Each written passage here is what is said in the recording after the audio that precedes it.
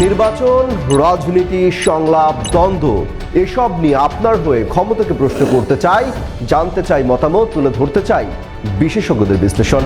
দেখছেন Walton electric kettle presents the question. সাথে আছি আমি Amit Hasan Robin. Walton Electric Kettle. Boil fast, live smart.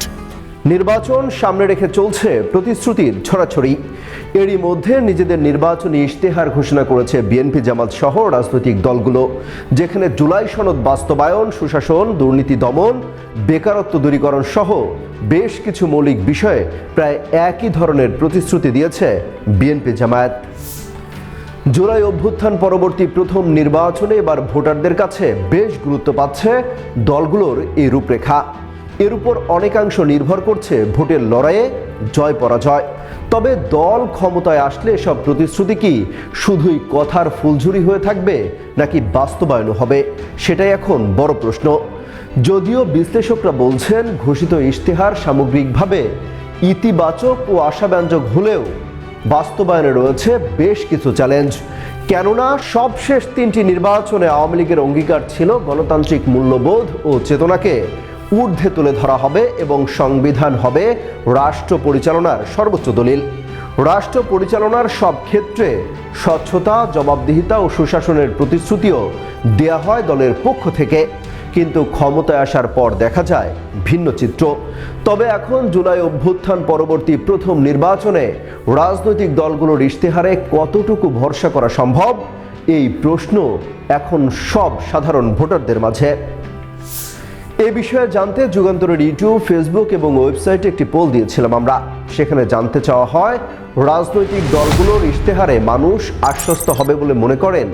এই পোলে অংশগ্রহণ করেন 1,04,000-এর বেশি সামাজিক যোগাযোগ মাধ্যম ব্যবহারকারী, যার মধ্যে রাজনৈতিক দলগুলোর ইশতেহারে আশ্বস্ত 65% ভোটদানকারী। আর ইশতেহারের প্রতিশ্রুতিতে আস্থা রাখতে পারছেন না 28% মানুষ। তবে 7% মানুষ কোনো মন্তব্য করতে রাজি হননি। এ তো গেল ইউটিউবের জরিপ। এবার জেনে আসব এই জরিপের পক্ষে বিপক্ষে থাকা কিছু সাধারণ ভোটারদের মন্তব্য। রাজনৈতিক দলগুলোর ইশতেহার নিয়ে কি ভাবছেন সাধারণ ভোটাররা? আশা করি পারবে না জামাত, কারণ জামাত দল গঠন করতে পারবে কিনা এটাই সন্দেহ আছে। আর বিএনপি যদি তারেক রহমান যদি প্রেসিডেন্ট হয়, তাহলে আগামীতে ইশতেহারগুলো বাস্তবায়ন করা সম্ভব। কার্যকারী করবে কি না এটা হইল পরের কথা। আগে এগুলা সবাই মুখে মুখে বলে, কথাটা পরবর্তীতে ঠিক থাকে না। জামাতে একটা এখনো বলা যায় না, এখন থেকে রাজনীতিভাবে তারা ইসলামিক নাম কয়ে কতভাবে চলতেছে, এটাই যে দেশে ব্যস্ত মনে হচ্ছে। এটাই আমার মনে হয় যে তারেক জিয়া যে আপনার জনসভা ইশতেহারটা দিছে এটা যুক্তিযুক্ত। আমার মনে হয় এটা মানুষের জন্য কল্যাণ করবে। দর্শক, এই ছিল সাধারণ মানুষের মতামত। এবার চলুন জেনে আসা যাক ইশতেহার নিয়ে রাজনৈতিক পক্ষগুলো কি বলছে। প্রথম যে চ্যালেঞ্জটার কথা উনি বলেছেন, যে আমাদের যে শিক্ষা ডিগ্রি আছে অনেকের, কিন্তু তার সুযোগ নেই, সেজন্য কর্মক্ষেত্র তৈরি করতে হবে। ইনভেস্টমেন্টের বিষয় এবং দেশে বিদেশি বিনিয়োগ কারা করবেন, দেশের স্বার্থ জলাঞ্জলি কিংবা দেশের স্বার্থ পরিপন্থী কোনো বিষয় নিয়ে চুক্তি করবেন না। সেটা দেশের কথাই বিবেচনা করবেন, দেশের জনগণের কথাই বিবেচনা করবেন। আপনার ধর্মীয় সম্প্রীতির কথা বলেছেন, যে রিলিজিয়াস হারমোনি যেটা, সেটা মনে করেন যে বাংলাদেশের মানুষ হিন্দু, বৌদ্ধ, খ্রিস্টান, মুসলমান সবাই মিলেই যেন দেশটাকে গড়ে তুলতে পারেন, তিনি সেই সংস্কৃতির কথা বলেছেন। যে ফ্যামিলি কার্ড 2,500 টাকা দেবেন, আপনার অগ্রাধিকার ভিত্তিতে এটা শুরু করবেন, এটা পর্যায়ক্রমে হবে। ফান্ডিং তখন আসবে, যে একদিনেই তো আপনি তা করবেন না যে 4.5 কোটি পরিবারের কথা বলেছেন, এটা কিন্তু তা না। এটা পর্যায়ক্রমে মাসে মাসে এটা বাড়বে। সহজ সাবলীলভাবে দলের চেয়ারম্যান তিনি জাস্ট যে পতিত হইল বলে মনে করেন আপনার ইশতেহারটা দিয়ে দিতে পারতেন। উনি প্রায় 2.5 ঘন্টার উপর দাঁড়িয়ে যে বিভিন্ন পয়েন্টগুলো আছে, সেই পয়েন্টগুলো আবার সাধারণ মানুষের জন্য উনি নিজে কিন্তু এক্সপ্লেইন করে আপনার বুঝিয়ে দিয়েছেন, যে যেটা অনেকের কাছে সহজে পৌঁছাবে। এই যে মানুষের যে জীবন মান, নিরাপত্তা, এই সমস্ত বিষয়গুলো এই ইশতেহারের মধ্যে ফুটে উঠেছে। আর সবচেয়ে বড় কথাটা যেটা, যে ইশতেহার খুব একটা যে সবাই ফলো করেন তা না, কিন্তু ইশতেহার দেওয়ার কারণটা হলো, আপনারা দেখেছেন ইশতেহার যখন দেওয়া হচ্ছে তখন অনেক ফরেন ডিগনিটারিজরা এসেছেন, আমাদের ডেভেলপমেন্ট পার্টনার। তারা কিন্তু আমাদের দেশে বিনিয়োগ করেন, উন্নয়নের জন্য সহযোগিতা করেন, আপনি তাদের কাছে যখন ডিসক্লোজ করবেন আপনার ম্যানিফেস্টোটা, তখন তারা দেখবে যে আপনি কতটুকু সক্ষমতা অর্জন করতে পারবেন বা আপনার এটা কতটুকু, এই যে ম্যানিফেস্টোটা যেটা দিলেন সেটা কতটুকু বাস্তবমুখী। জামাতের ইশতেহারগুলো গঠনমূলক, দেশের সমস্যাগুলো কি এবং উত্তরণ উপায় কি, এগুলো নিয়ে গবেষণা করে ইশতেহারটা দিয়েছে।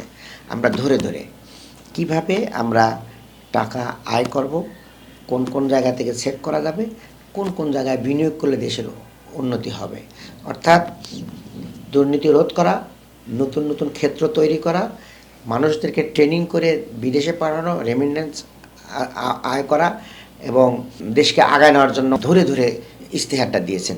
বাট বিএনপির ইশতেহার হলো গতানুগতিক, পুরাতন ধাঁচের, নতুনত্ব কিছু নাই। আমাদের দেশের মানুষ ক্লিয়ারলি ম্যানিফেস্টো দেখে কোনো রাজনৈতিক দলকে বিবেচনা করা, এইটা খুব কম ক্ষেত্রেই ঘটে এবং এটাকে উৎসাহমূলক জায়গায়ও কিন্তু নেওয়া হয় না, কারণ সবসময় ওই যে চড়া মন্তব্য এবং মানে বড় মিছিল, এগুলো দিয়ে এক ধরনের ইমপ্রেস করার ব্যাপার থাকে।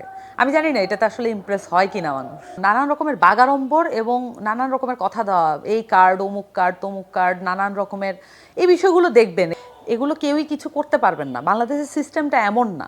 ম্যানিফেস্টোর যে ধরন, যেটা ওয়েস্ট আমাদেরকে শিখাচ্ছে ম্যানিফেস্টো যেভাবে দিতে হয়, ওই ওয়েস্টের মডেলেই আমাদেরকে ম্যানিফেস্টো দিতে হবে, এটা আমি মনে করি না। আমাদের নিজস্ব মডেল থাকতে হবে।